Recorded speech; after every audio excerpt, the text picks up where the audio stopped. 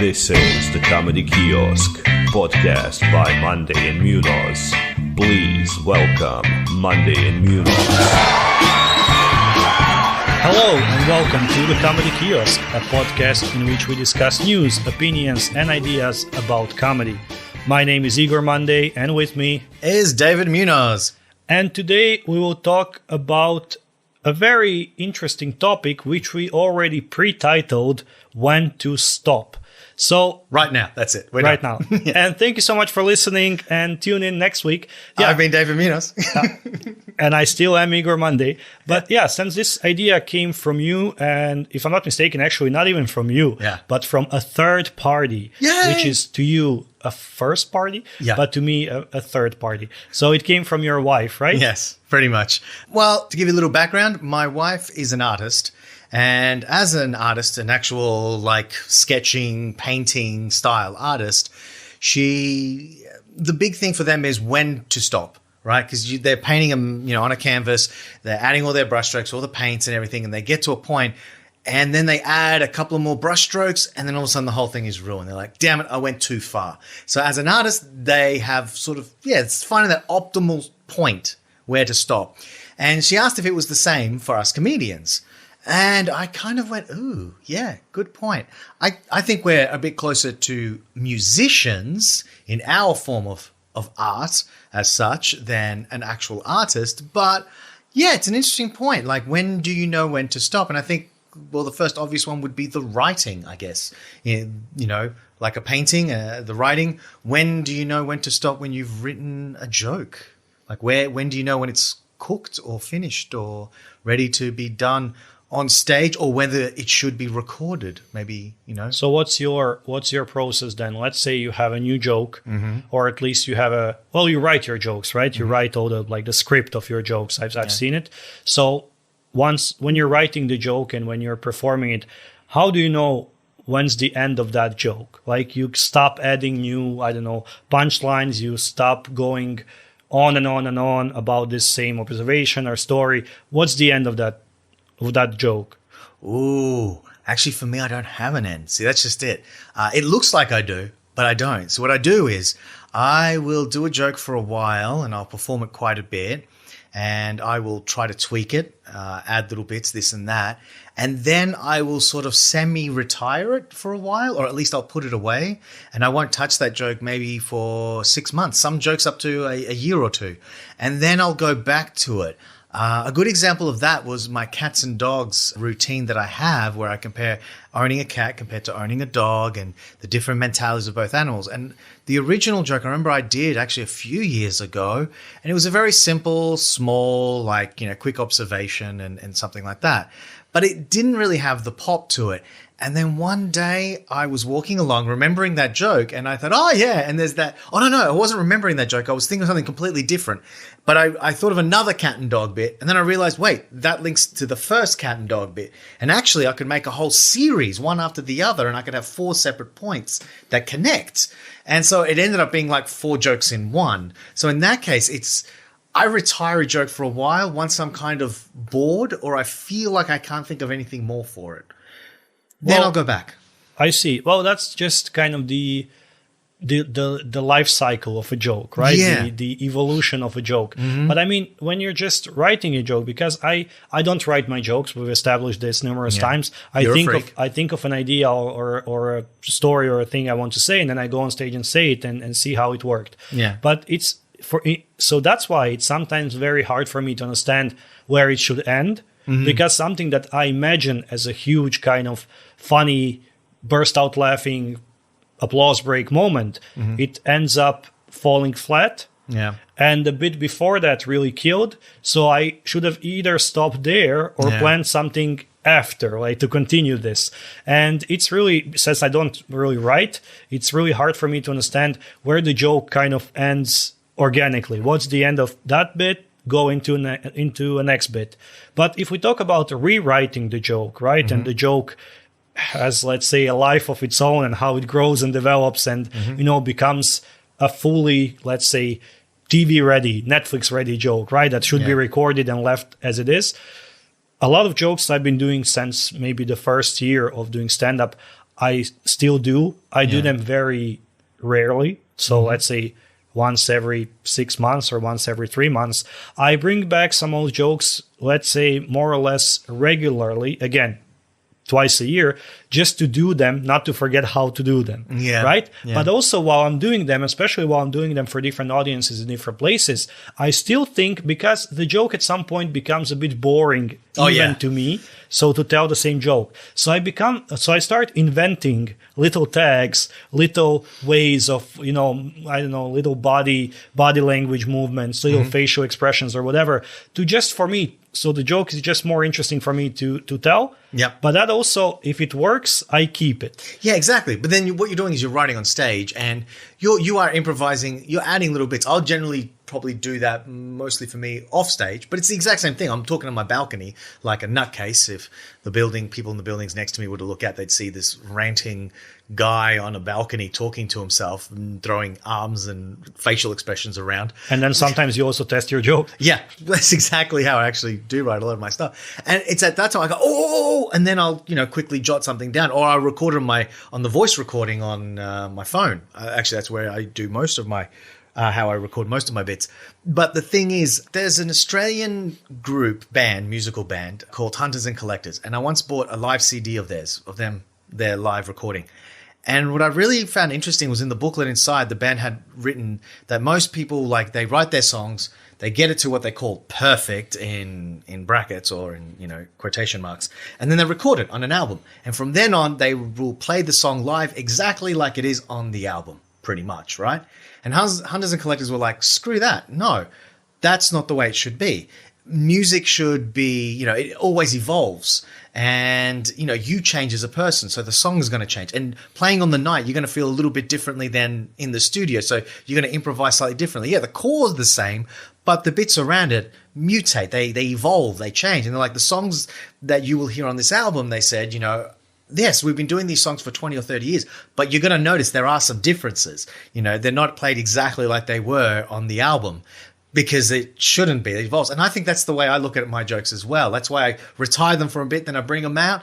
And it's the old joke, but it's now a new version of it. It's the 2021 David version, because now he's 42-year-old and he's not a strapping young 37-year-old. So it's an update to an existing joke to fit you better as a person, to fit the modern world better, I would say. And also it's like a reworked joke, so it's just a better joke than it was, right? It's a joke 2.0 or something like this. Right, yeah. I mean, this is similar to how my jokes work as well. As I said, I would take a joke, and it's actually very visible. So I've recently found some footage of me doing one of my, let's say, flagship jokes back from 2000 and maybe 16, it was 15. It was 2015, which was my second year of doing stand-up. Yep. And this joke then and this joke now, it's exactly the same joke, while it's a completely different joke. The premise is the same, the punchline is the same, the concept, the content actually of the joke is the same. Yeah. But the phrasing, the tags, the pacing, the rhythm, the everything is so different. Yeah, because it's a new Igor, so not the Igor back then who was still trying to figure out some stuff. Someone who's a bit more confident and comfortable on stage. But and on the other hand, some jokes I've just stopped even reworking and workshopping and changing because they're just jokes, because this joke that I've just mentioned, it's, let's say, a 3-4 minute joke. It's a whole bit. Mm-hmm. But some jokes are just, it's a perfect, short, little, straightforward joke. Yeah. So to add more to it, I think sometimes less is more. Same as like with art, with like painting or whatever, with music. Yeah. Sometimes I used to do music and kind of make instrumentals like for hip hop and whatever. Mm-hmm. Sometimes having like a simple melody, a bass line, and a drum line, that's enough.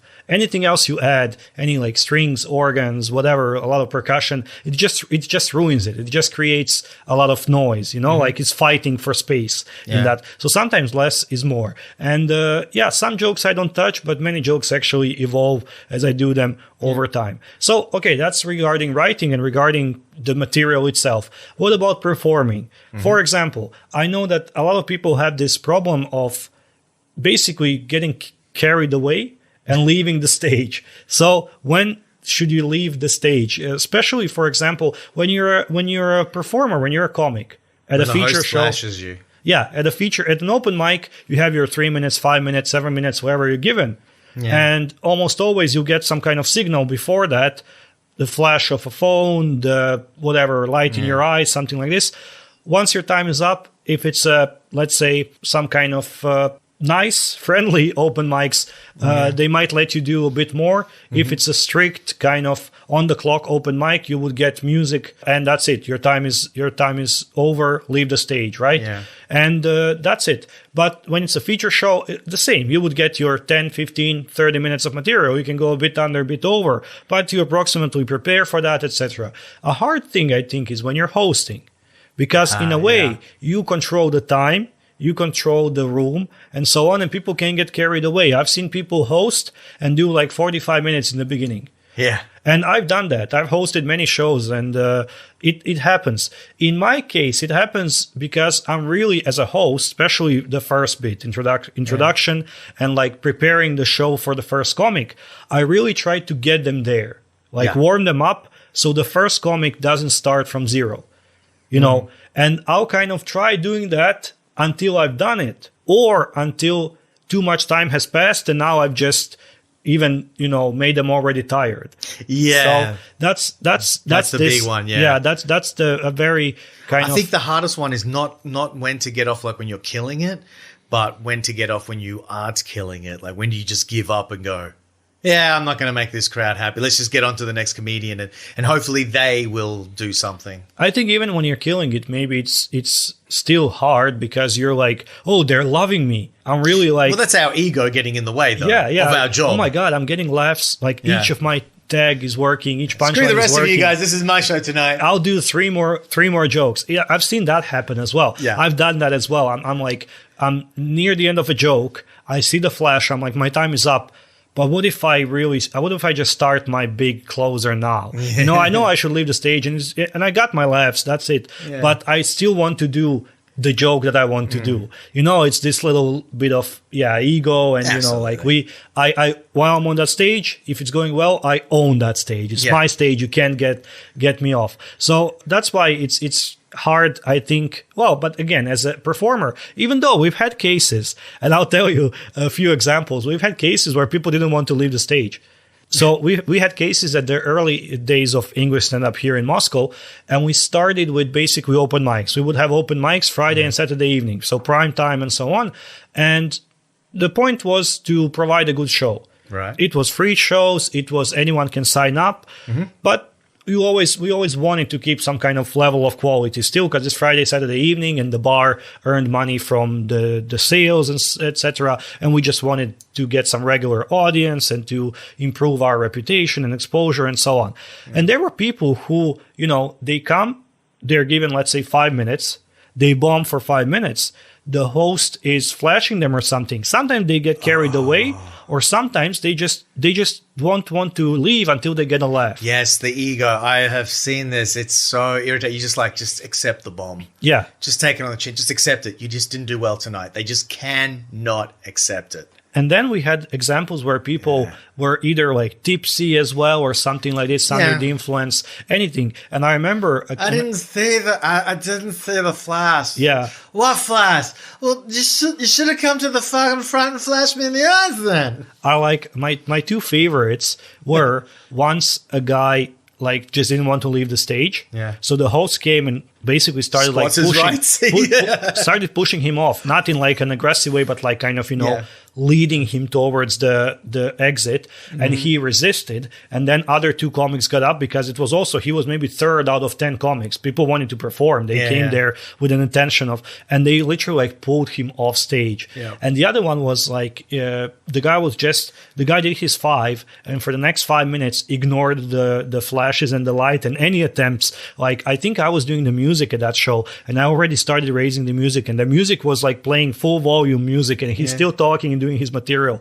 And then finally he's like, oh, is that my time? And the whole room, like audience, the comics, the whole room together is like, yes. Get the fuck off stage. Your time was 5 minutes ago, right? So he gets off stage, and he says, oh, I didn't see the phone flash and stuff. And people are like, you got flashed like 100 times. And the guy's like, yeah, I thought people are taking photos. You know, like he legit thought he was good and people were enjoying it and just didn't want to leave. So how to know when, I think when you're a comic, especially when you're booked for shows, you know, when it's a paid show, you got your whatever time you were given, please stick to it, because otherwise you're stealing time from other comics and it's unprofessional. As a host, I would say it's a bit tricky because you're trying to do what's best for the show. And you need to really be careful where's the border when you start actually exhausting the audience and Exactly. I think in a way, and probably something we should incorporate is we should have like a max time for the host, like 20 minutes, or you have 25 minutes at the beginning. It's like, if you don't have them warmed up by those 25 minutes, get off anyway. Like, you're going to get flashed. Even if you're the host, you will get flashed by the person who's controlling the music or whatever. You know, there's got to be something. Yeah, because there are, I mean, I know for me, actually, it's a little bit different because of the way that I usually do my jokes, which are whole bits.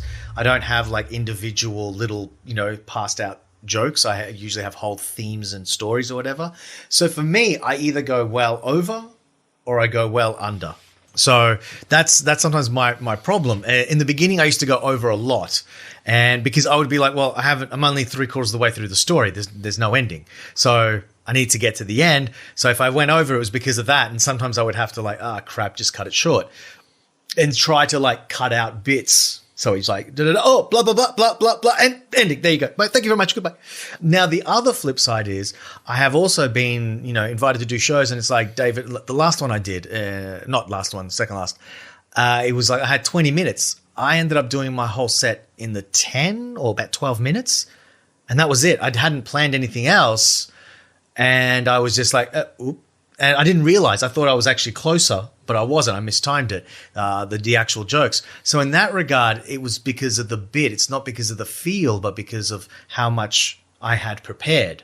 Apparently, it just wasn't enough, and I was talking quick that night. Yeah, I think that's a common problem when it's a big show or when it's a hard show. Yeah. So either when it's a big show with big expectations or when it's a hard show in terms of like kind of the room is cold, no one's doing well and stuff, people tend to rush through their material. Yeah. As basically, I think it's like a subconscious thing, just get it over with. And people rush through their material, then do like 25 minutes of jokes in 10 minutes. I've seen this 100 times, right? What I've learned, a little life hack from the industry, how I write my sets now, especially when I get like 10, 15 minutes. If it's some kind of show that's established as a show. For example, when we toured with our Russian shows and so on, I knew I had 15 minutes or I have 25 minutes or whatever, and I use 25 minutes of jokes. So that's 12 jokes, they are 25 minutes. They can be 23 minutes, they can be 26 minutes. If I stop somewhere, let them laugh, talk to someone, but they're not going to be 15 and they're not going to be 40, right? But if I'm doing 10 minutes as a headliner of, let's say, Friday feature show, what I do is I write, for example, 6 jokes. 4th one and 6th one are the closers. Right. So if I do 4th one and I'm still at, let's say, 7th minute, then I keep doing it and I finish with the 6th one. Right. If I'm doing the 4th one and it's already 10th minute is expiring, I close on that one. Yeah, but that's what I mean. Your jokes work well that way. Mine is like, for example, this prostate joke that I got. It's a whole story. I can't stop at a certain point. Although I have, which will take us to the next one of when do you know when to end a set. When it comes to the set, for example, this prostate joke I have, the original ending is me talking about the suppository that they had given me and the weirdness of the suppository. Now, the thing is, that was my original end of the story. Now, the first time I had to perform this bit, it was, well, I hadn't done it before, so it wasn't, I just had jotted notes. However long it takes me, however long. I was telling the story. I realized we were getting towards, I got flashed, and I thought, okay, I'll just cut that last bit out and finish it on the candle. So I finished it on the candle, and it got a huge laugh. But I still had the bit that I hadn't done yet. I'm like, damn it, I've got another like 3 to 5 minutes worth of material here that I'm going to do. Then I performed it again for another actual show, and I had longer. I had 20 minutes. So I thought, great, I get to include the candle this time. No, sorry, I get to include the suppository. Great. So I did the warm-up. I did the show. I finished it, did the candle, huge laugh from the crowd. Did the suppository, not so big. And part of it, maybe in future I can make it better, but at the time it just wasn't as cooked as the other. And it was, you could tell it was like a half cooked, like it was half cooked while the rest of it had been nicely cooked. So I continued. I knew, nope. The moment I started coming out, I'm like, no, this part's not ready yet. And I finished it. I walked off stage, and the guy who was hosting it just looked at me and goes, "Stop at the candle. Stop. That bit was brilliant. The whole thing is brilliant. Just stop at why did you go past the candle?" And I was like, I know, I heard it. And from now on, I've now stopped at the candle. That's not to say I won't use the suppository bit, because I still think it's got some, but I obviously haven't. I'll have to cook it separately. Maybe even perform it separately. And if it ever works, then it will be like your 4 minute, 6 minute sort of thing. Fourth punch, sixth punch. I think my situation is a bit similar to this example. I have several jokes where I have a big punchline, but that's not the end of the joke.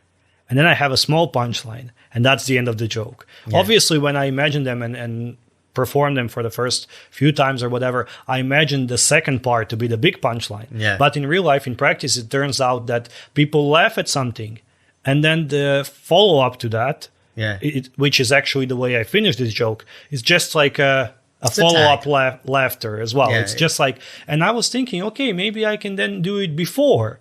And switch it around? Yeah, sometimes it worked. Sometimes it ruined both punchlines. Ooh. And sometimes it just doesn't work because that follow-up, for example, my punchline is, and then I saw the monkey, right? And no one expected it's a huge twist, and they burst out laughing. And then the next punchline is, and I know what you're thinking, he was yellow. Because I had somewhere something about the color, right? And it still gets them laughing, but not as big as that big reveal, big twist. How do you turn it around? So it just can't be, because that's why I described something I already introduced. Yeah. I can't be like, and it was yellow. That's when I saw the monkey, because I haven't told them yet. Yeah. So I just can't fix this joke, and it has to go big laugh, small follow-up laugh. Yeah. And then I tried it without that. It also works without that, but it's my joke, and I wanted to finish on the end where I wanted to finish, because I feel like it's then like a little bit circumcised. Yeah, it comes. And a circumcised joke is never a good joke. What? Well, it's all up to taste, really. If you're American, then yes, circumcised jokes are the best. Or Jewish. Yeah, or Muslim. There's a lot of circumcised jokes out there. It depends like how you like your sandwich. I like my sandwich with circumcised. I like my sandwich the way I like my dick. Okay. I like my sandwich when there is bread. Yeah. Then there's filling. Then there's a bread on top. Right? But some people like their sandwich bread, filling, and that's it. Right? Without the other layer of bread. That's a tostada, isn't it? Or a bruschetta? Well, whatever it is, like that's, It's not a sandwich. So that's why I like to finish my joke with the last little tag or little punchline that I wrote. Because you want a proper sandwich, not this bruschetta, tostada, fucking pretentious bullshit where it's like, oh no, sorry, I can only do mine on an upward grill. Yeah, screw you. It's only bruschetta if it's from the bruschetta region of Italy. Yeah, exactly. So, yeah. Did you eat it in bruschetta? No, then fuck off. Then it's just a sandwich. Yes. Did you eat it in a hamburger? Then it's not a hamburger. Yeah. It's a McDonald's sandwich. Yes. So, yeah, I would say that that's the only way this joke can function. And I think that's okay, right? I think another problem for us, especially for you, because all your bits are bits. Yeah. I mean, they're like, your joke is a set. Yeah. Right? So your joke, it's kind of the whole set you do from the beginning to the end, it's mostly has that one, at least like leitmotif, like one topic. Yes. If it's not even, maybe it's not the same story, but motif. Yes. Yeah. So yeah, I'm taking that. I've been reading. Yeah. So Thesaurus. It's my second favorite dinosaur. I knew you were going to make a dinosaur joke. I knew it. I was thinking it too. And my problem is that in the last few years, I've done mostly, let's say, 10, 15, 20, 30, 40-minute sets. Yeah. Because I just feel like, I just simply don't always have time, and I don't always have energy and stuff to attend like open mics, etc. And an interesting thing is we have a stand-up competition, stand-up tournament coming up here in Moscow, and we both applied for it. And the first round of that tournament is 5 minutes. Yeah. And it's I'll be honest with you, I'm super nervous. So am because I don't know how I will do 5 minutes. Yeah. Because in my best effort to do 10 minutes, I always do 12. So I don't know how I can do 5 minutes. You know, I can do out of those, as I said, when I write for 10 minutes, I write 6 jokes. Yeah. Right? So, okay, simple solution, write 3 jokes. Right? It seems obvious, but it's not, because those 3 jokes are mostly, again, they're starters. They're not the main dish. Yeah. But if I just do the main dish, then I didn't. Warm up. There was no starter. It's Yeah. like coming to a restaurant and straight up eating, I don't know, a steak. No, give me some nice bouillon. Give me some. Give me some steak tartare. Well, steak I would eat straight up, yeah. You heathen. Give me some pate. Give me some bruschetta. Something. Give me some finger food. Give me some foie gras. You know, where a goose has been choked to death so that I may engorge upon its liver before you give me the fat steak. That's Yeah, I'm just hungry now. Yeah. Should we wrap this up? When to finish? Let's stop now and go eat. No, but yeah, so that's why I think it's going to be quite challenging for both of us to just do nice, short, sweet, working 5 minutes. I think this is a challenge. But I'll be honest with you. When we were back at what was the name of that little bar at the bottom? I liked there because for some reason, what ended up happening was I would end up doing the end of the set because of work. You know, I'd come late and I'd do headline and I'd have 10 minutes. So I performed my bits for 10 minutes and I created these 10-minute bits and they were good, 10-minute sets. Then just before the COVID lockdown and during COVID lockdown, we were doing all these 5-minute sets. And that forced me to take these 10-minute sets and bring them down to 5. And I found that actually they worked really well.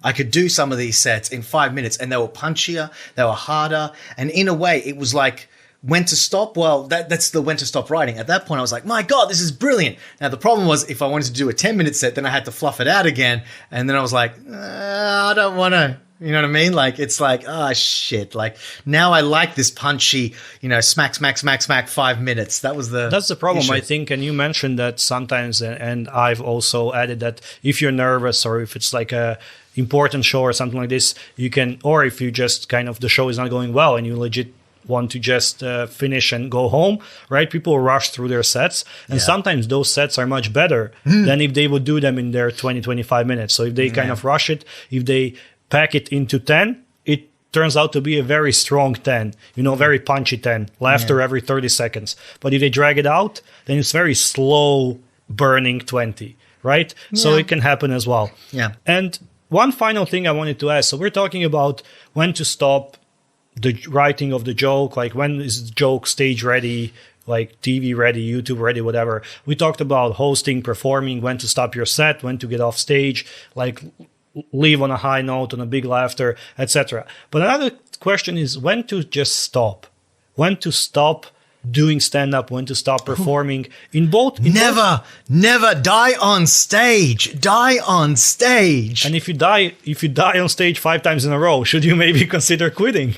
Oh, right. That dying. Well, yeah, I would say in both cases. Let's talk about the case where it's just not working. I've seen people coming to, for example, open mics for 3 months, 6 months, 1 year, doing their 5 minutes, getting a few chuckles and laughs here and there. But there is no improvement. There is no regularity. There is no how to know when to just quit. I mean, I'm not saying like, you know, if you're having fun, if it's just a hobby, just a pastime for you, do it. If it's an open mic and you're not taking anyone's time or whatever, do it. Have fun. I'm not against that. But I'm saying like, you know, if you really believe you have a career, you have, you know, opportunity potential, you have big potential in stand-up, but it's just not working, when to give it up. And on the other hand, in the good way, if you're doing well, if you're, I don't know, progressing, developing, learning, growing, and so on, when also to understand, like, if you can take it to the next level, which we also talked in one of the previous episodes, kind of going full-time with comedy, becoming professional, earning money, when to also, like, call it quits and something you do once a month just for fun with your friends and, you know, stop really investing your time and money and effort and energy into this. So what would you think? Well, I don't think, like, just because you can't make, I mean, I don't think I'll make a career out of it, to be honest. Like, I'm not going to have I'll be shocked shocked, truly shocked if I get a Netflix special or something like that, right? I would be truly shocked. Yeah. With your material? Come on. But the thing is, like, yeah, I'd be absolutely shocked with it. I'm not saying it's not impossible. I'm not saying it's impossible. I'm saying it's impossible. No, I'm not saying it's. I'm saying on air right now, officially, on the record. Thank you. It's impossible. Okay, cool. Good to know. Actually, it's not impossible. I'm kidding. You could easily get a Netflix. Yeah. Not easily, but you could do it. But yeah, it can be done. But I mean, it would require a lot of stars aligning and all that sort of shit. Whatever. And my own dough and all the rest. Like, you know, I know how it works. But the thing is, even if I don't get to that level, I don't consider myself like having failed and I should give up. Like you were saying, you can continue. I don't mean just once a month. It could still be a very constant part, like every weekend or something like that. If you're enjoying it and you're not bad at it, you're okay at it, you're enjoying it, people actually enjoy it, give you compliments afterwards. So you don't make it big. If you're enjoying it, it's the same as someone who plays guitar in a cover band at their local pub and never gets beyond that. It doesn't mean that they should never pick up the guitar ever again. I mean, if you're doing AC/DC constantly and that's the only thing you play, then please do stop. That's just sad. Anyway, here's Wonderwall. Oh, yeah. Anyway. Here's Wonderwall. And for our next song, Wonderwall. Don't look back in anger. Medley. So I think it's totally fine to keep going. But, yeah, if as long as you're enjoying yourself and like you said, you're not hurting the club or taking anything up. But otherwise, yeah, I think you can keep going indefinitely for as long as you like. But then that's up to you. If you find that you're no longer enjoying it or you have to, you know, the real life gets in the way. Maybe you have a family. Maybe you have something that gets in the way or something that takes up, you know, vice for the same time. You've got to make a choice. You know, you've got to say, okay, what's more important for me?